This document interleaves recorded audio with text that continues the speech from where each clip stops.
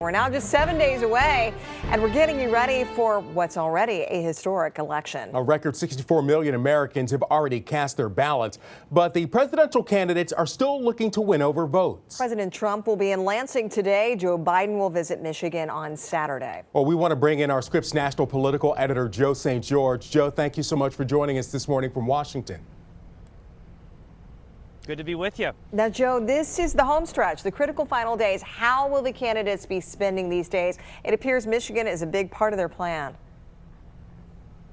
Well, no doubt, right? And this should surprise absolutely no one that Michigan is a big part of the plans of the candidates as we head in this final stretch. 1 week to go in this 2020 election. We'll see how long it actually takes to get a result or a projection from Michigan and from other states around the country. Remember that magic number, 270 electoral college votes. But look, I think it's very telling where the candidates are going. President Trump is going to the states that he desperately needs, that he needs to change the tide, if you will, if you look at the trajectory of this race and the trajectory of the polling.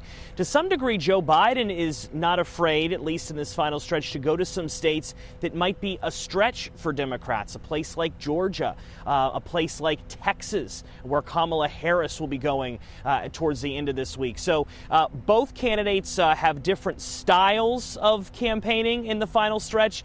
Some going to the more traditional states, some going to the stretch states, but boy, down the stretch they come. If this was a horse race, down the stretch they come. Joe, and as we mentioned, a record number of people have already cast their ballots early. The field of undecided voters is already small and getting smaller every day as people cast those ballots.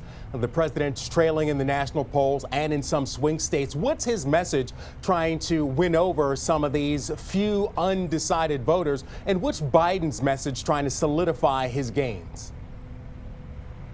Well, look, this comes down to perhaps not necessarily whether you like Joe Biden or Donald Trump, but perhaps down to whether you're going to vote or you're not going to vote. Joe Biden needs people who are saying, in the polls at least, to the pollsters and are telling their friends at the coffee shop that they're voting for him to actually vote and to actually get their ballots in. And this is what's giving Republicans, Trump supporters out there hope. They believe that when it's all said and done, more Trump supporters will actually vote and actually have those votes counted than Democrats. We shall see. It'll come down to who actually shows up.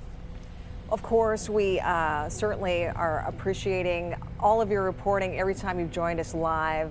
Joe St. George, live from Washington, D.C. We appreciate it.